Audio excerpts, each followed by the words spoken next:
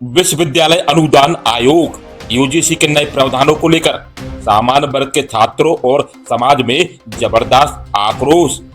UGC के नए नियमों के खिलाफ में कई छात्र संगठनों के साथ राजनीतिक दल भी कड़ी आलोचना कर रहे हैं। सामने आए वरिष्ठ पत्रकार राजीव श्रीवास्तव।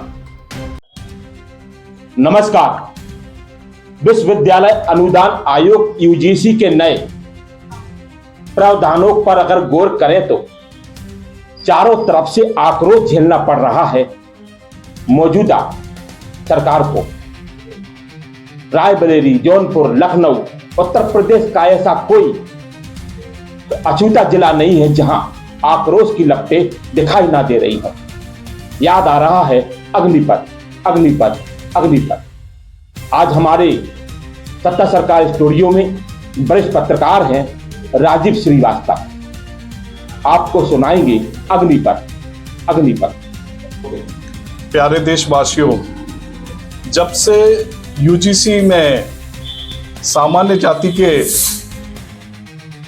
छात्रों के खिलाफ नियमावली तैयार की गई है, तब से लेकर अचानक जो है सामान्य वर्ग में, सामान्य जातियों में अपने भविष्य को लेकर चिंता हो गई है। क्या हमारे बच्चों का भविष्य आगे कैसा होगा?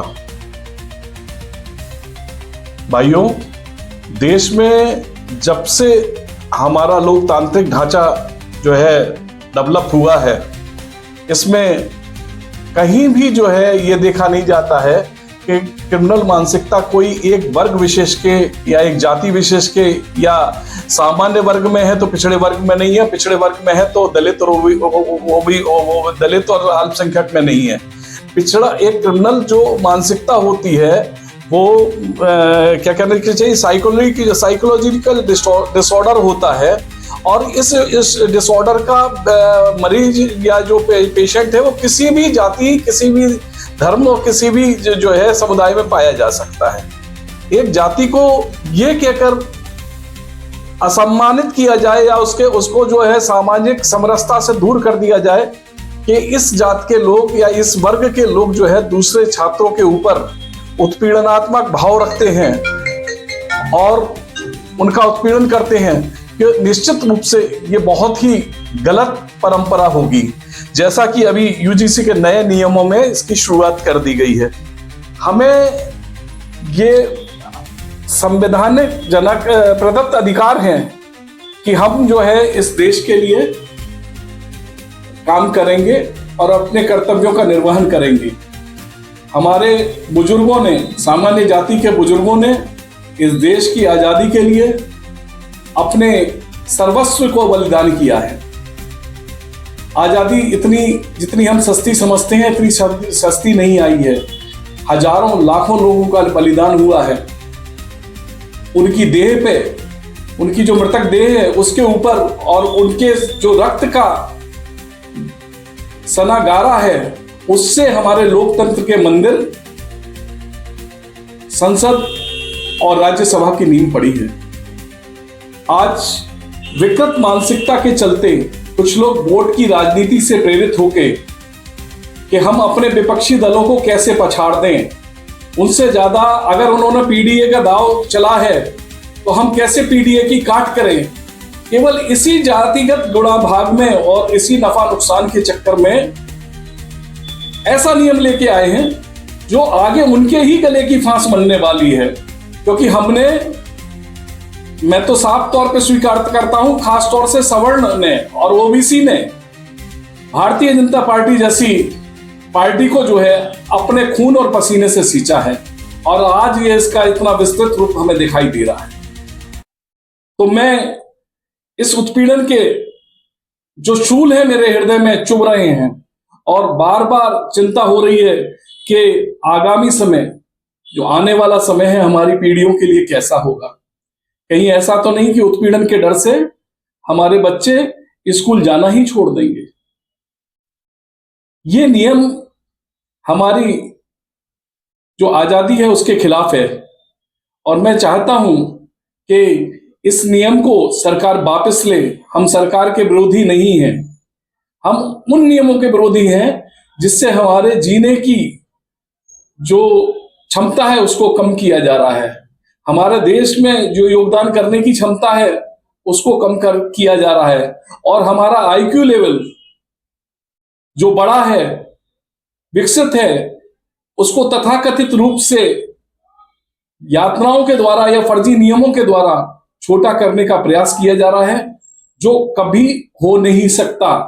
ये मानसिकता कभी भी हमारे ऊपर हावी नहीं हो सकती।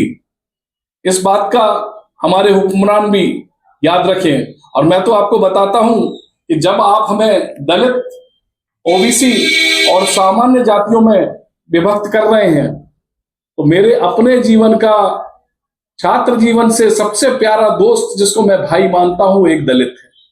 उसके घर में खाना खाना, उसका मेरे घर में आना, मेरी बहनों की शादियों से लेके उसके परिवार की शादियों में मेरा जाना, ये एक सामान्य बात है और हमारे बीच में कोई अंतर नहीं है।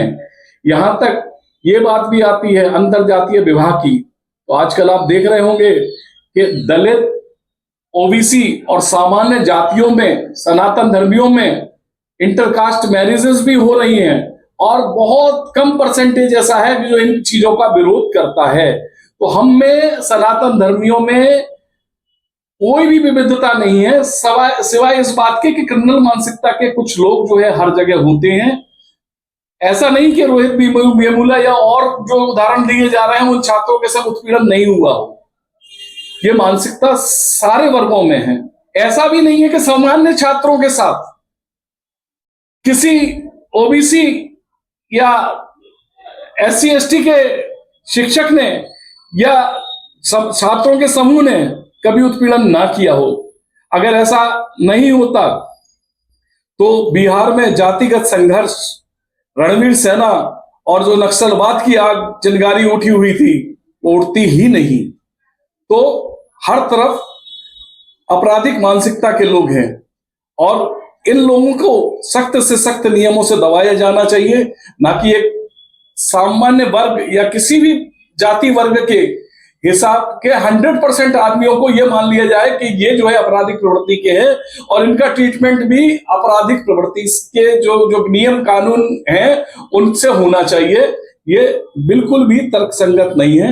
मैं माननीय सत्ताधीशों से यह अनुरोध करूंगा कि भारत के जो लोकतंत्र है और इस लोकतंत्र में जो हमें बाबा साहब भीमराव अंबेडकर, हमारे पूर्वज डॉक्टर राजेंद्र प्रसाद, डॉक्टर सच्चिदानंद सिन्हा और प्रेम बिहारी रायजादा ने, जिन्होंने अपनी लाइन, अपने पेन से हमारे संविधान को कलमबद्ध किया है, और इसमें 300-325 लोग जो शामिल थे, अलग अलग जाति, धर्म, क्षेत्र से इसका प्रतिनिधित्व करते थे। इस रंग बिरंगे संविधान को कलंकित नहीं किया जाए और हमें बाध्य नहीं किया जाए कि हम आंदोलन पर उतारू हों। ये बहुत संजीदा और दिल को छू लेने वाली समस्या है। इसका तत्काल निराकरण निकाला जाए। इसी संदर्भ में मैंने हमारे कायस्थ कुलभूषण और विश्व के प्रख्यात कवि श्री हरिवंश राय बच्चन जी के अग्निपथ से प्रेरित होकर जीवन में पहली बार कुछ पंक्तियां लिखी हैं, जो मैं आपको समर्पित करने वाला हूं। सत्ता सरकार बताएगा हर हलके का हाल।